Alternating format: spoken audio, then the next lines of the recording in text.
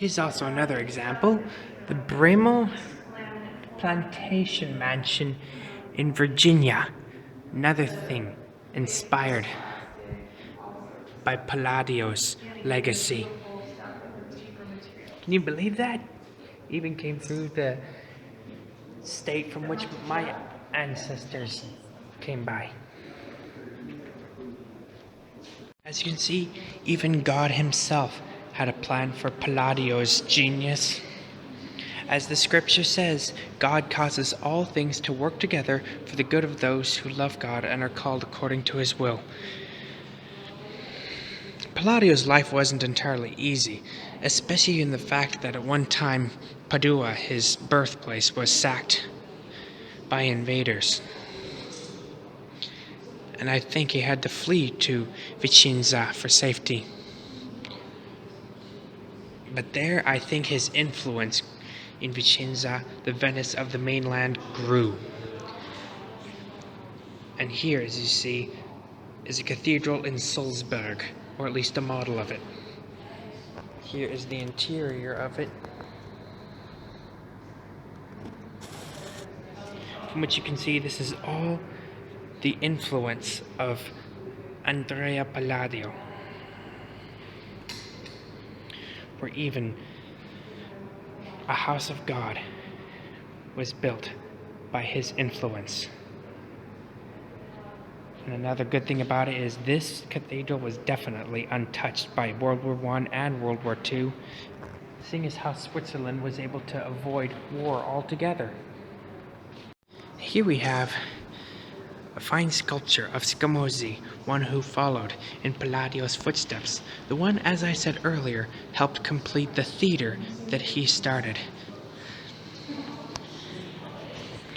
As you know, if you have something you're good at, and you can influence other people, they could even follow in your footsteps. And if you pause earlier in this video, you will probably see by one of the dates that Palladio was not his original name, but it was Andrea Di Pietro. But Palladio sounds more epic. Even many other famous people in our own history took on pen names. For example, Samuel Clemens, the author of Tom Sawyer, took on the name Mark Twain. Nicknames and pen names are all too often many things that many famous people do. For example, here in Today, Jesse Ridgway even took on the nickname McJugger Nuggets for his channel. But that's not important right now. As you can see, here's the exterior of the Grand Museum.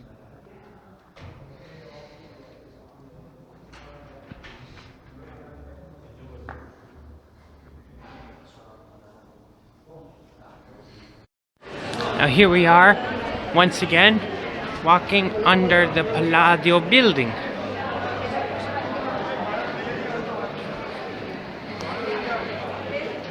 Quite amazing, I should say.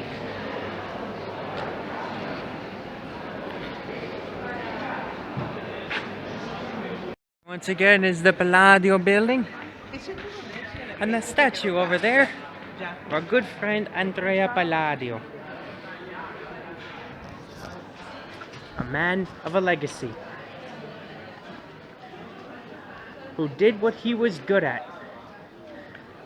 As Jesse Ridgway would say, he kept it rigid. If you remember my tour last time, if you have seen it, I'll give a link to the previous tour in the description below. But if you remember, you'll remember that this is Santa Maria Cathedral, the spiritual center of Vicenza, Italia. As well as having suffered damage from World War II, This church has also suffered a few times, I believe, from some earthquakes. It was built in the early 16th century, and it was built over the ruins of the first original Christian shrine in Vicenza, back when Christians were persecuted. And today it even stands as a testimony.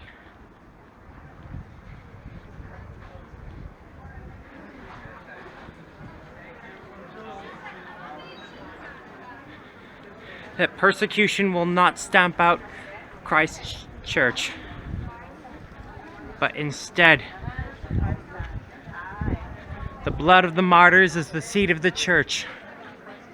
From the ruins of the first Christian shrine in Vicenza, eventually came this, a much larger and grander holy sanctuary. There they go, the same old men with the red flags. I swear it's possibly people who... I swear it's possibly haters on my channel who probably know I'm here in Vicenza. They're trying to hunt me down, probably. I swear the haters are after me. No, not really. I don't swear it. It was just a joke. What if they really are after me? You just don't know it's me. Here's also another piece of architecture. The Church of Santa Corona. Another example of Palladio's ingenious design.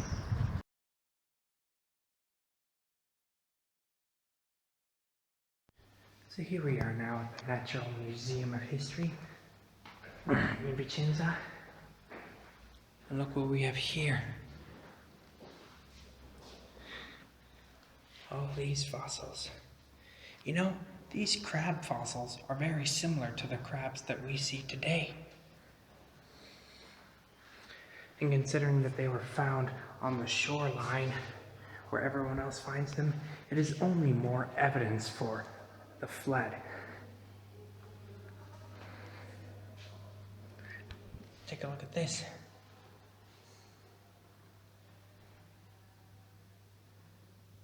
And here is another example of the classic lies of the evolutionists.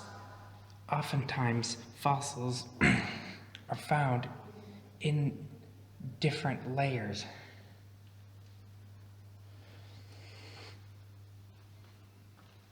And look, they claim they have a missing link, and it's only a few bones. Another flaw in the evolutionary theory. It just sickens me to see that same poison of evolution poison Italy as well.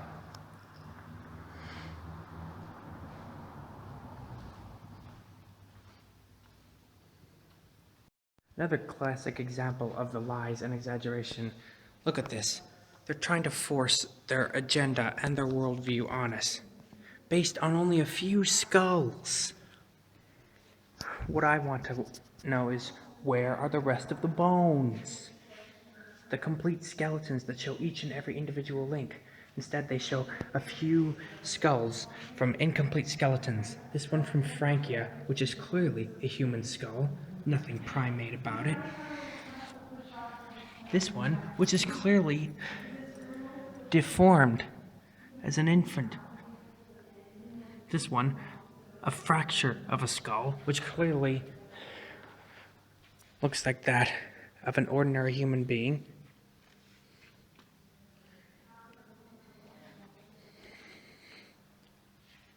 If you can't show the complete skeleton to prove that we're related, then shut your mouth.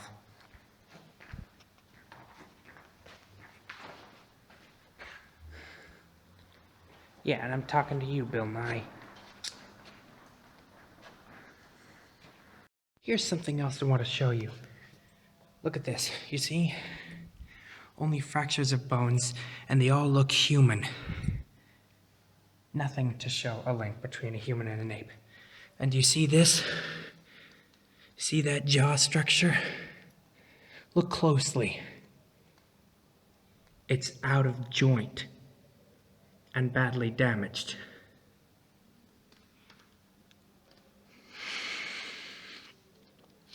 Possibly out of joint just to make it look prehistoric, in order to make evolution look more convincing. Just as Hovind pointed out once. Hovind was right, and that's why the government arrested him. We have real history once again. The spear tip, made of obsidian, or what GOT fans know as dragon glass.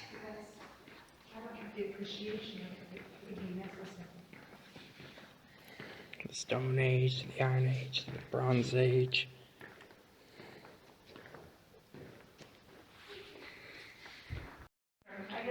Quite impressive here, an entire bird collection. Ducks, ravens, sparrows, woodpeckers.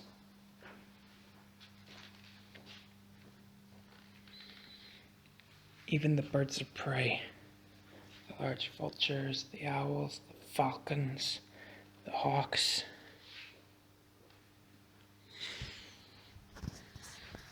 This is real science, where they state observable facts instead of drawing off of big conclusions just by a few bones. Here's part of what inspired so much of the Renaissance era.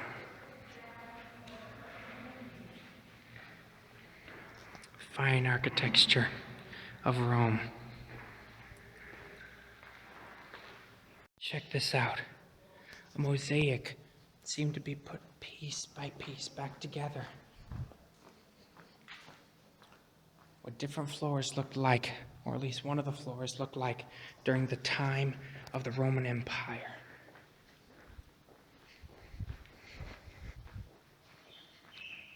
Here's yet another classic example of the mosaic.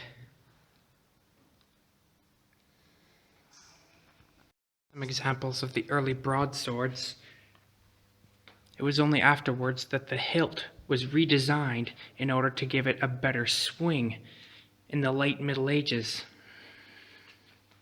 Spatha, used by the Ostrogoths in this area, didn't have that much of a swing radius, but more like that of a Roman gladius or the swords used by the Vikings.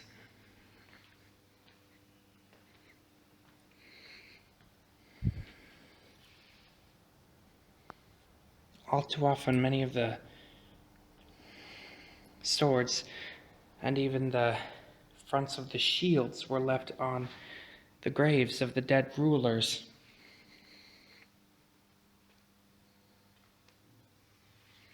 Here's the example of a tip on the edge of a lance used by many of the Lombards. The Lombards were the tribe that settled here in northern Italy and eventually colonized around the place which became known as the Republic of Venice.